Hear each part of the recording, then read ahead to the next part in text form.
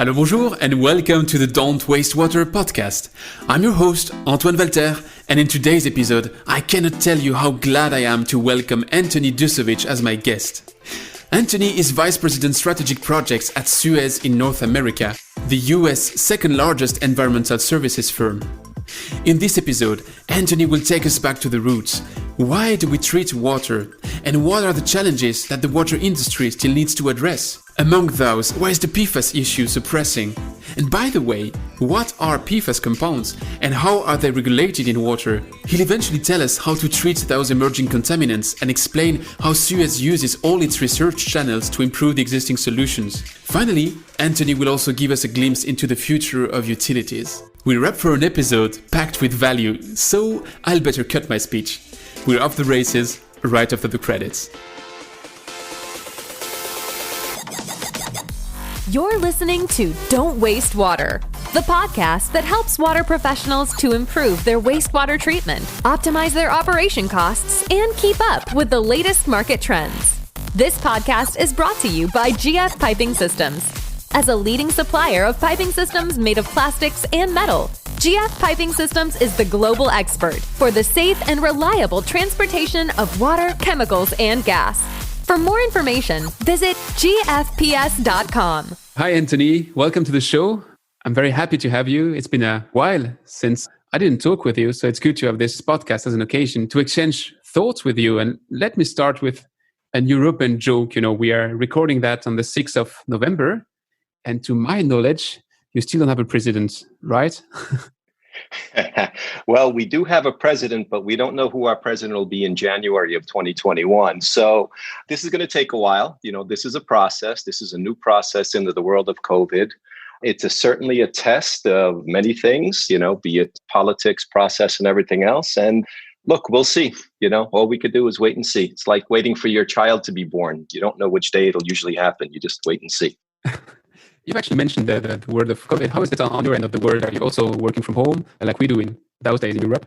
Yes, we shut down our office early in March, and the majority of us who are not considered, I hate to use the word, we're not essential employees, but we don't need to be out in the field or operating a plant, are working from home. You know, we'll talk a little bit about the business, but, you know, our utilities are essential services that we provide, water and wastewater services, and we need to make sure our operations run. So we did a lot of work in the background, ensuring our supply chains were strong, ensuring that managing, you know, who's getting sick, who's not getting sick. We were quite successful. We had a very, very low incidence in SUEZ, North America, of COVID cases. And people worked, you know, when a main break happens, people were out getting the job done. We really tested the resilience of the organization and the people who work in the organization. So, you know, overall, though, we are in a hot spot, as you know. You know, I'm in the New York area, you know, New York, New Jersey, Connecticut. This is what we call the tri-state area. So there were restrictions and, you know, personal restrictions, some work restrictions, but things marched on. So it was a great testament to the will of a lot of people. That's a positive way to look at things. Well, you've been slightly touching the element of your role and your managing aspect, but I was just curious about your path. If I'm right, you're coming from a technical background and you eventually made it, if I might say so, to management roles. Can you maybe tell us what were these steps? Absolutely. To understand a bit about my steps, I think you need to understand a little bit about where we come from in the world of SUEZ. So I know a lot of people know the company, but as many of your audience know, SUEZ is a global group, about 90,000 people strong. You know, our purpose is shaping a sustainable environment now. The vision of the company is to be an agile leader in environmental services by 2030. Now, this doesn't necessarily mean we want to be the biggest company by revenue or by size, but concretely, it means three main things. One is we want to be a partner of choice for customers with innovative solutions and technologies. We want to remain a pioneer and solve the planet's greatest challenges. Our company, whether in the US or in France, has a long history. In France, you know, we were the original developers of the Suez Canal. Here in the US, we started as the Hackensack Water Company of 1859. And we want to focus on our three main strong activities: water, waste, and smart and environmental solutions. It's kind of interesting that in different parts of the world, people see SUEZ or think of SUEZ as a different company or different sets of expertise. You know, for example, in some parts of the world, we're known as a waste management and recycling services company. In other parts of the world, we're known as an equipment technology provider or a water concessionaire. If I bring this back home to the United States, people know us as a technology company, which was obviously reinforced by the acquisition of GE Water, and they know us quite well as an operations and maintenance operator. In fact, what I always find really interesting is that here in the US, we are one of the top 3 of 13 major investor-owned, also known as regulated water utility companies. And we serve as the water company for over 2 million people. I needed to tell you that because that ties back to my career. So I started, as you know, we worked together for some years. I started in the technology side of the business. Mm-hmm. I sold equipment and sold technologies to utilities, be they municipal or private utilities. One of my customers was a company called United Water, which is SUEZ Water, regulated utilities today. So I was always intrigued by the regulated business model. It's really, in terms of business, it's a really interesting model, a little bit different than what we're used to. So because of this width and broad depth of SUEZ, I was able to move on over to understand both the supplier side of the business and get the 360 view as the owner side of the business as well, which is a great opportunity working in a large company like this. So you asked a question about my technical background. Yeah, I started as an engineer. I actually started my career in the defense industry. We were doing radar systems for jet fighters. And wow. About 7 years out of school, I moved over into the environmental field and I kind of never looked back. So I started with a little company called Ozonia at the time, which was partly owned by SUEZ and partly owned by another major industrial company called Air Liquide. I grew through that company, had a lot of great opportunities, started in project management and eventually became the CEO of the Americas. Is it a typical path in our industry? I think in the large organization industry, it is a pathway. You can start as an engineer and work your way into management. I think there's other ways to get where you want to get as well in our industry. You know, there's plenty of folks who are doing things like in private equity, smaller startup type business. There's a lot of disruption in our industry going on now with all these tiny little startups, you know, seeded venture capital, private equity, and so on. But I'd say it's what you make of it. I'm interested by what you just said about these startups, because I don't know if I wasn't watching before when I was working for SUEZ. I had the impression you have the big groups and I didn't see those startups around. And over the past couple of years, you're right. I think there's just really something happening about disruption, about startups entering that field. What's your take on that? Do you think that's the future of our industry, to have those startups around and to have them disrupt SUEZ and the likes? You know, from the disruption point of view, I think I see it as a couple of ways. I see it as potentially disrupting some areas, but potentially complementing other areas. You know, a lot of the goals of the startup companies aren't necessarily to become the biggest water treatment company or the biggest technology company. We could talk about digital because I think there's a lot there. I think a lot of the goals of these companies are to provide something very unique and then have a big attractive company with a lot of mass in our industrial environment acquire the technology, let's say, or partner on the technology and really create more value added. So I think there's room for both. And I think innovation is driven by that world. And I think it's also a generational thing. There's a new generation of young people coming out of schools and coming into the workforce, and they're used to things like hackathons and design sprints and all this wonderful stuff. Whereas, you know, our industry followed the old consulting engineering model where you start with a plan and then you do some assessment and then you do some alternatives and then you do designs and then you go on and on and on and on. So I think it's great for the industry and I think it's great for the future. So I'm sorry because I took you to a sidetrack, but I was interested by this startup and disruption aspect, because really I think that's something which is happening right now. But let's circle back to you. What's your role today? Sure. So today I am part of the regulated utility side of SUEZ here in North America. I am the vice president of special projects. I'm working on 2 main initiatives to help the utility out. I'll talk about one of them today mainly. One is really helping our procurement teams do some process improvements and manage vendor resilience and vendor risk. The other is helping the company deal with the issue facing pretty much at least the United States and other parts of the world, which is basically getting ready to deal with PFAS regulations.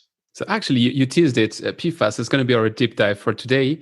Let me start. I have to be negative sometimes. You know, I'm very positive on that podcast, but let me be now the devil advocate. Back in the time where you and I were working at Ozonia, the big topic around those micropollutions in the US was 1,4-dioxane. At that time in Europe, there were regulations about micropollutants, especially in Switzerland. And then there was big discussions around endocrine disruptors. There was microplastics, heavy metals, and all that stuff. And now it's PFAS. So now if really I was to be, I said I'm the devil's advocate, but is it a trend? Is it a fashion? Or do you think there's a real problem with PFAS? That's a good question. So if I go backwards in time a little bit and say, we as a world community have probably dealt with the most, I'll call it the low-hanging fruit. We've cleaned up the water and the environment in areas where you drink some water, you get sick, you have to run to the bathroom or you die. We've done those very basic fundamental things very well. So they're very apparent, that they have those health effects. They were immediate. You can see an immediate payback by doing treatments and so on. Fast forward, we've got, what do we have? We have technology, which is improved. We can measure things to levels that were unheard of years ago. I mean, we're measuring PFAS to the parts per trillion range. That's one. Number two, we're looking at things and trying to figure out, what these health effects really are out into the future, because they may not be as apparent today for us. So is PFAS a thing? I think that science says it's a thing. Was 1,4-dioxane a thing? Yeah, I think that was a thing too. The question is, with so many things that we can measure today, which thing is the most important thing? At what cost and what technology do you have available to purify or remove some of these things? And, you have to kind of pick and choose. And of course, on top of that, there's an industry and regulatory framework around all these chemicals and compounds and things that kind of have a force to play, if I could say that. You mentioned the regulation aspect. I did my homework just before our discussion. I was checking what is regulated in the US. And the only thing I found is PFOA and PFOS.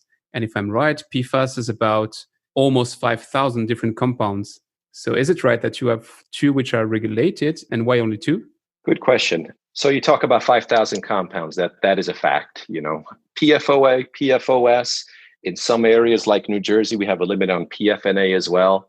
Those are the long chain compounds, basically.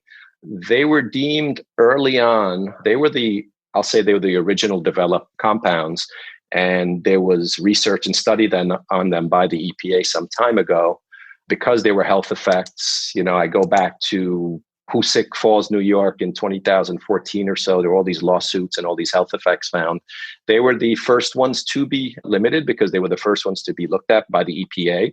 The new ones, the shorter chain and the ones that have come since, they claim have less health effects, but we don't really know. So the question is, 5,000 compounds. The EPA has very strict mandates on how it does its evaluation, time frame, number of contaminants, and so on. So there's a process there. You can't really test 5,000 compounds at once. And you have the technology to test all these 5,000 compounds, or some really better or some worse. What are the compound effects? So there's a lot of questions. So I think you have to start somewhere is ultimately the answer. And that somewhere happens to be basically PFOA, PFOS, and to some extent PFNA. You mentioned New Jersey to have this additional compound which is regulated. Is it really only New Jersey, or do you have other areas in the States where by the federal aspect you would have a different compound regulated there that would not be regulated here? That's actually a good regulatory question. So there's a couple things at play here. One is, where's the research and the science on a compound? So the EPA is a federal agency or a federal body that basically tries to their mission was to try to create a uniform standard of water quality basically throughout the nation. There's an issue, of course, of states' rights as well. The essence of the US Constitution was states versus federal rights. So PFAS, the main concentrations are around industrial areas, folks who produced and used these chemicals, and military bases. So once the EPA sets a guideline, and there's a bit of a nuance there, the states basically requirement is to set guidelines at least as stringent. They can't be less stringent, but they certainly can be more stringent. So yeah, there's flexibility to set your regulation based on what you see. But for example, a state like New Jersey isn't going to pick PFNA just on their own. There's going to be some science behind it. There'll probably be some regulatory research from the US EPA and other bodies as well. So basically, the federal regulation has to be then translated locally, which sounds a bit like it works in Europe. There was this water framework directive in the year 2000, and we are, I think, in 2020, and parts of that framework directive are still not translated into every state. So is it similar in the US? Yes, absolutely. To some extent, you basically, if the EPA sets a regulation, like right now, if we stick to the PFAS situation, the EPA has only set what's called a health advisory level, HAL, at 70 parts per trillion. That is not a regulatory enforceable limit. That's notification that says, hey, your water may contain chemicals to this limit, which we believe may be hazardous to your health. So now the states in this regard had the opportunity to stay with the HAL, only provide health advisories, or create regulatory limits on their own.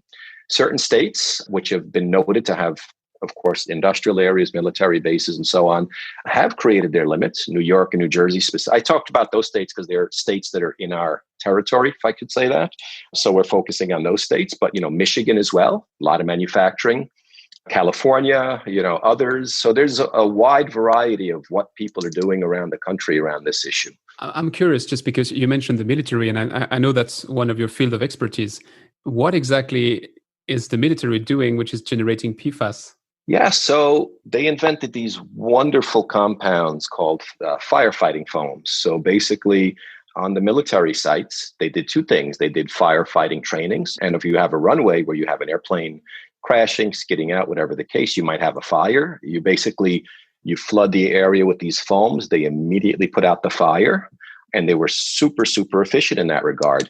What makes these such a challenge to treat is the fact that they're so effective in what they do, right? So firefighting foams have been the number one issue around military bases. And the federal government around the military bases is looking at another subset of PFAS as well, in addition. And not to get into all the details, but so there different things are being looked at by different priority. So from the consumer point of view, I've read that some associations have said that they would like to see a regulation which says PFAS is banned, in the sense that you should not have more than 1 part per trillion.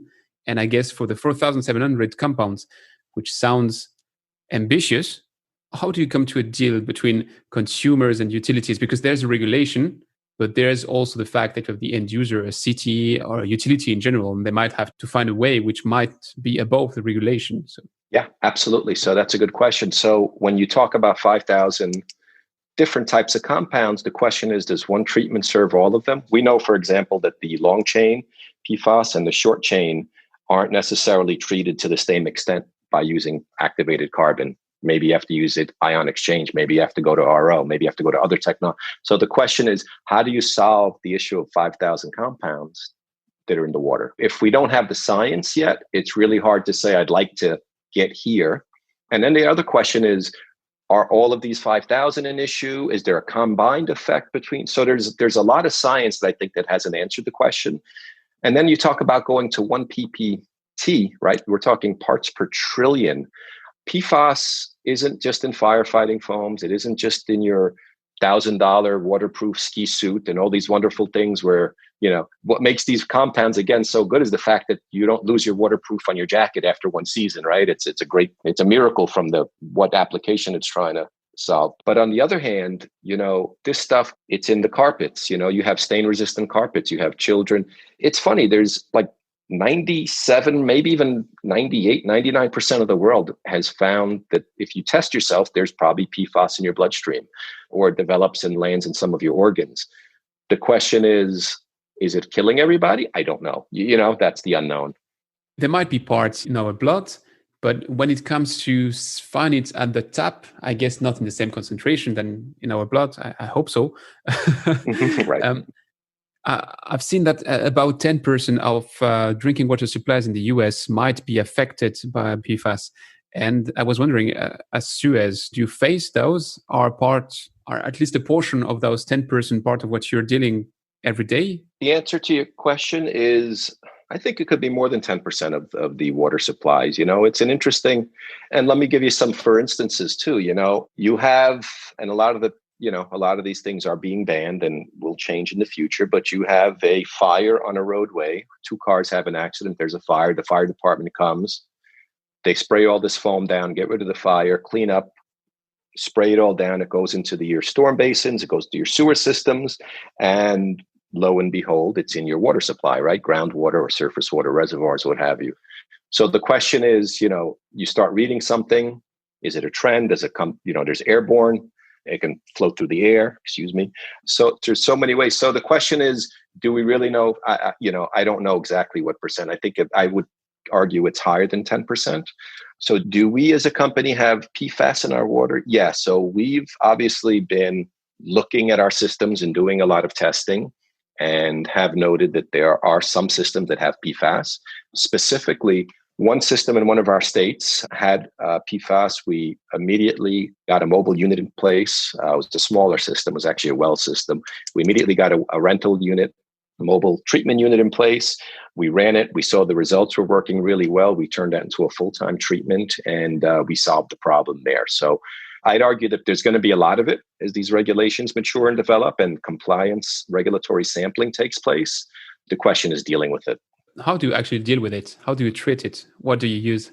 That's a great question. So basically, there are currently, and a lot of the technology people kill me for this, but there's three what we call best available or very common technologies that are proven. There's granular activated carbon, there's ion exchange resins, and there's basically reverse osmosis. The industry is dealing with it. Those who needed, to do something and using today's technology that we know works, that is not creating new problems from the treatment point of view. There's other problems we could talk about later, but are using these three technologies. Now, which technology you use is highly dependent on your application and what you're trying to solve for. You may go, granular activated carbon, probably the most common, with IX the second, and RO being third. And, the reason RO is most likely third is because it's got a lot of pressure that's required. So if you have a major plant and you need to distribute water to your customers through their pipes at a certain minimum pressure, which is regulated as well, and you put these massive tanks in place, you've got a head loss issue. So you need to deal with that. So you need to create a lot of pumping. That pumping creates a lot of additional costs and usage of energy and so on and so forth. So it's about finding the right application for the right problem. Now, these three technologies create their own problems. What do you do with spent carbon, resins, concentrated waste streams from RO we could talk about? So the industry is working really hard to look for a complete destruction type technology. As we worked years ago on AOP type processes, we were trying to totally destroy micropollutants. The question is, what are you converting things into? Are you completely destroying or creating new forms? So there's a lot of research going on in that field now. That will be the future, I think, if somebody finds the right solution there, or when they find the right solution there, because I think we're all racing for that solution as well. Do you think it's going to be a one-size-fits-all, or there will be a solution suited to every type or family of PFAS? I think there'll be different solutions for different families of PFAS, ultimately. If we had to put a system in place today, we'd be looking at putting in granular activated carbon or ion exchange resins. In drinking water, for example, if we put in RO, you strip everything out of drinking water, right? If you put RO and you have this ultra pure water, in a drinking water plant, that could have some negative effects. You've got areas that have older pipes with lead. We've got a lead and copper rule here in the United States, and you might be stripping out things like minerals that prevent against corrosion and expose lead back into the water stream, for example. So it's not a one size fits all solution for sure. It's definitely an engineered solution. And I think that engineered solution really, and companies are working on it as well as we are doing research on, happens to be a destruction technology as well. You mentioned the activated carbon and you mentioned the micropollutants as well. It's pretty interesting because if I compare to how it's dealt in Europe, you have countries which says they want to regulate micropollutants from the drinking water. So that's to that extent, it's pretty similar to what you're doing with PFAS. But you have other countries like Switzerland, which says water is a cycle at the end of the day. So if you remove it from the wastewater, you also remove it for the environment in between. And then when it comes back to drinking water, you're free of those compounds. And what they use, half of the time might be ozone, but the other half of the time is activated carbon. So it's similar technologies. So why would you concentrate on drinking water when it comes to removing PFAS? Would wastewater treatment be an alternative? Well, you've just hit on the next big nerve and the next big trend, actually. So the Safe Drinking Water Act regulates water. The Clean Water Act regulates what you could put back into a body of water. So as drinking water regulations here in the US are forming, the next question is, what happens to your wastewater systems, right? Can we just inject this PFAS water into there? And you create two problems. One is you're releasing potentially PFAS laden water into your, through your outfalls and back into the rivers, lakes, stream, ground, what have you.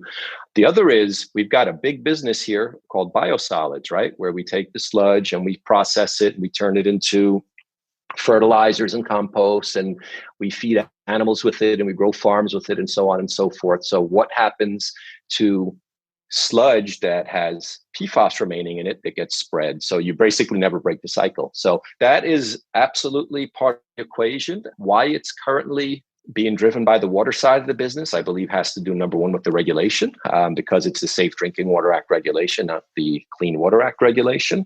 I think the other issue is also to try to reduce the use of some of these chemicals. These are forever chemicals. They're produced industrially. And if we could reduce their usage, obviously you could reduce ultimately what you have to treat to as well. But that'll be a long time coming because they've been in use for 70, 80 years to some extent. But so I want to say on the wastewater front, absolutely, that is coming. You're in charge of special projects, right? So PFAS today is still a special project. At some point, I guess it has to transfer to something which is daily business, if that really comes to be daily business. Actually, I mean, it's in the name. How do you handle those special projects today? It is really an extension of our capital improvement program. So, a regulated utility has to put together, short, medium, and long-term capital plans, right? And those capital plans include everything we do, whether it's fixing pipes, fixing hydrants, replacing and fixing plants, increasing service territory by extending pipes, and so on. PFAS, because it's such a large program in itself and implications are around all of our utilities, the company decided to take an all of SUEZ approach, I'll call it. So it's not special in the fact that it's something that's unique and one-off. It's special in the effect that it's a large program that sits side by side with our normal capital process. And we're not only working in collaboration with typical engineering firms and contractors, we're working with our SUEZ, our research labs around the world, and of course our WTS colleagues who are technology providers, and coming up with a SUEZ solution, if I could say that, to address not only our utilities, but the market. So does that mean that you are able as SUEZ, as one of these giants of that world, of that water world, are you able to have everything in-house, or do you also partner externally? You mentioned the startups, for instance. Would it be possible for a startup to come with a very clever take on PFAS, and then you would be partnering with them? Yeah, I mean, SUEZ looks at innovation, we look at it as open innovation, right? We don't have to believe that we are the only ones who can invent something and it's got to come out of our lab. I think the world has basically proven that open innovation is the way to really be innovative. So all of the above is an option. SUEZ has a venture called SUEZ Ventures, which tries to invest in seed level companies and then potentially decide if they want to acquire more, fully acquire, or, let go of these investments. So I think all those options are available and on the table. SUEZ has got a lot of experience treating water. For example, on the GAC front, granular activated carbon front, we're not a carbon producer or provider, but we're a process expert. Same with IX. We're not producing our own resin, but we are certainly a process expert there as well. And RO, when we acquired GE, we became one of the biggest RO companies in the world. So we have that technology in-house. So I say it's a bit of all of the above. And what about the costs? I guess that if you're adding an RO step, which is now the extreme case, if I get you right, but same with ion exchange and activated carbon to a lesser extent, but that has an impact on costs. So does that mean that with your other hat, where you're trying to bring more efficiency, you can compensate your hat where you are bringing more treatment capacity? Or does that mean that at some point there's going to be a price increase? The two sides of SUEZ, right? One is a technology provider. You like the fact that you may sell a lot of equipment to utilities over the next few years. I mean, regulation typically drives our industry, right? The other is a regulated utility where we're the water company and we have a duty to do prudent investment, means that you need to make sure that you're protecting your customer, your ratepayer, and making sure they're not paying more for the service than they should.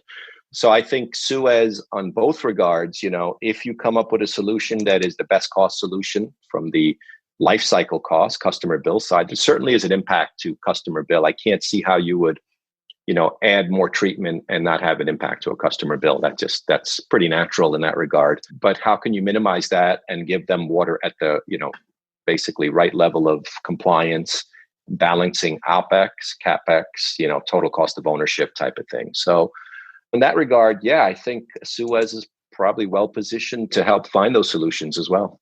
How can I understand this special project aspect? Does that mean that you're going to develop that actually like an internal startup? You would be growing the solution.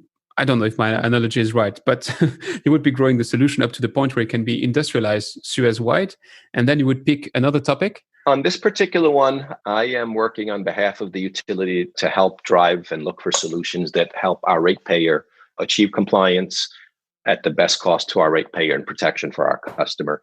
WTS is on the side of us, basically looking for solutions that maybe go beyond SUEZ internal and could become a business, create a larger business case. And those two things, I think they go pretty well hand in hand in that regard. So I don't know if I'm answering your question, but, we have a need. We have on both fronts, one is a utility, the other is a supplier, and maybe we could solve two problems with one. SUEZ is in a kind of a unique situation among water companies or environmental companies around the world, is that we happen to have treatment facilities that we own. So we have the water, we have the operators, we have the data analysis, the water quality folks, and we have technologies. So if we marry those two together, we can create winning advantages. You remember the old days where we had to go to, clients and beg them to take a pilot or rent a pilot to them, try to get some results, hope they share and so on. Well, right here, right now, we've got an opportunity, which is a little different than that. So we're going to try to leverage it. Well, basically, if I reframe my question, I think it was kind of a crystal ball question. Let's say we are 5 years down the line and you've worked so well with the internal stakeholders and external partners that PFAS is now considered something that can be part of daily business. What would be the next challenge that you have to pick up in this US utility world? See what you're saying. So, very good question. There's so many challenges in utilities. One is the amount of infrastructure work that's required versus the amount of capital that's available. So that's a challenge, is always looking for better solutions which are cost effective and technically effective. I think, if I look at the industry as a whole, let's say, the big challenge going forward is going to be, and it's a subject we could talk about, as 2 podcasts or 3 maybe, but is really the development of the digital utility. I think there you're touching a nerve, but I think if we start discussing the digital utility, I definitely think we have to reschedule a second podcast. Exactly. I agree. That's actually a good idea. Let's take that one and put it aside. So the digital utility is one aspect, but when you're mentioning all of that, is it utility and infrastructure in the sense of the networks, or in the sense of the treatment plants? Where is the next big deal? So I think it ties into a little bit of both, but if I focus on the networks, this is kind of where the digital utility does become important. So we won't focus on the digital piece, but we'll focus on, we've got thousands of miles of pipeline in our own utilities, never mind how many are in, around the nation and around the world. There are more and more sensors going into these pipelines. There are decisions to be made that we know the characteristics of pipe, the age. We've got this huge database of pipe. The question is, how do you choose, where do you put your money to replace the next section of pipe or refurbish the next asset that provides the best value, right? I mean, we could look at something and say, hey, this is the oldest pipe, let's replace it next. That's not necessarily the answer. Or this is the type of pipe that was very failure prone because it was built in a certain time frame and it's of a certain material, we should replace that. That's part of the answer too, but it's not the whole answer. So it's, how do you take all these scenarios and do something that humans on spreadsheets can't do right now, to do all the what if analysis, use machine learning to help make the best decisions. So yeah, networks is absolutely a challenge here in the US, and we've been ramping up our efforts on network rehabilitation and renewal for quite a while. Plants, some of it is general operations and maintenance, and other is what other regulations come down the line. You typically don't add treatment when you're basically fully compliant, you're producing good quality water, and there's no regulation in place. You know what? That's the perfect teaser. So I'm going to stop that part for now. And I propose you to switch to the rapid fire questions. And I promise you, just after we close this episode, we have to find a date because I definitely want to discuss digital utility with you.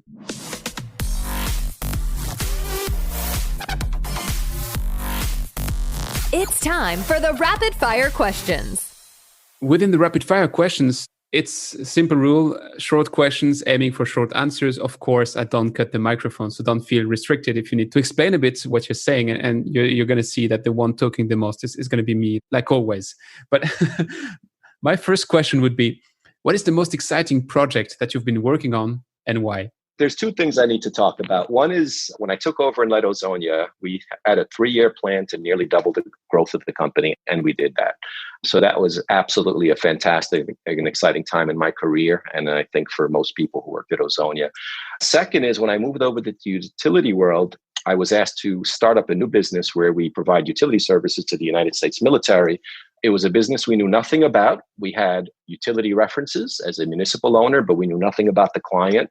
And it was really exciting developing a new client base, developing a reputation, and getting and developing some traction with this new customer. So the reason I get excited about those things is I love the growth story, I love the leadership story, and I love developing new business. That sounds awesome. I mean, I don't know how much you can say about what you did with the military, because, I've seen all those Hollywood movies, so I know that maybe 90% of it is secret.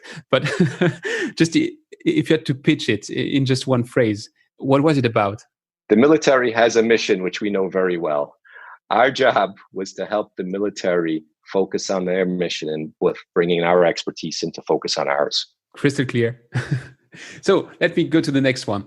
What's your favorite part of your current job? Very good question. So I truly believe that I'm doing my part to help tackle one of the biggest trends and challenges in our industry today. And I like the fact that even though we're kind of remote, I'm engaging with so many internal and external partners.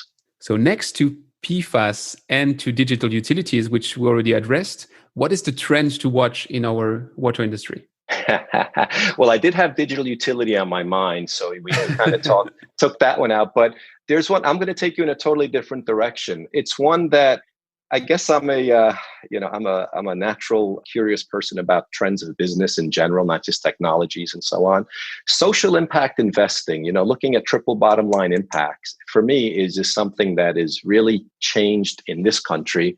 It might have been ahead in Europe, but moving from the old Milton Friedman concept of shareholder value as the only business driver to value for all stakeholders, that's huge for me. That's really a good one. Never heard that one. So it's an authentic take, and I love it, to be honest. What is the thing you care about the most when you're working on a new project, and what is the one you care the less? I think when you take on any new project or business venture, the goal of any project worth doing has to have purpose. It's got to create value and provide some kind of benefits to stakeholders. So if you've got something like that, whether it's a treatment opportunity, whether it's a financial model, whatever the case may be, I think it's worth doing. When you talk about things I hate the least, I'm not a big fan of overly heavy and burdensome reporting. If KPIs can't be simple, they're not understandable, you could be sure that results ends up the same way. So I come to the two last ones. Do you have sources to recommend to keep up with the water and wastewater market trends? Absolutely. If you're thinking about things like business trends, what's happening in the mergers and acquisition space, what are companies doing, I think Global Water Intelligence and Bluefield Research are two great resources. If you're thinking technology, regulatory, here in the US, the American Water Works Association and the Water Environment Federation, the AWWA and WEF are great resources. And of course, let's not forget LinkedIn, especially the Don't Waste Water podcast. That's a wonderful recommendation. Thanks for that one. By the way, you mentioned WEF. Did you attend WEF Tech? Everything was virtual this year. So we did it all on Zooms and pre-recorded messages and things like that. You missed the touch, somebody who likes to be around people and in front of people and always like talking to people about new things. It was a little bit more difficult, but it's the world we live in. I'm actually doing a variety of conferences this year that way. I've got one this afternoon I'll be joining for a little while. But so you make the best of the situation you have. And that leads me to my last question. Would you have someone to recommend that we should definitely invite to this microphone? Absolutely. So if you want to talk about digital utility, I'm happy to do it. But if you want to give the mic to someone else, we've got a fellow in our group named Edward Hackney, Hackney, who would be a great resource. I'd also like to bring up one more. If you want to talk more about social impact investing, there's a great friend of mine. Her name is Ursula Boehm, Boehm. She's with the Florida Social Impact Fund. And just to leave you with this thought, there's about $250 billion in capital in social impact investing funds currently. It's a really interesting way to look at things. Well, that sounds really fascinating. So I think I'm going to follow your advice. And of course, I'd like to talk with you about digital utilities. So maybe we'll have more than one interview. But anyways, Anthony, thanks a lot for your time. Thanks a lot for all the wisdom that you shared. And as I said, I would be really, really happy to have a follow-up episode with you. So I hope we can put that together. Yeah, absolutely. Thank you for the invitation. And I'm always looking to, catch up and talk to folks. And it's always a pleasure to talk to you, even though it's been many, many years. And good luck with your podcast. You're really doing a great thing for our industry with it. So, and hope we talk soon. Thanks a lot. Thanks for listening to Don't Waste Water. This podcast was brought to you by GF Piping Systems. Loved this episode? Head over to Apple Podcasts to subscribe, rate, and leave a review. See you next time.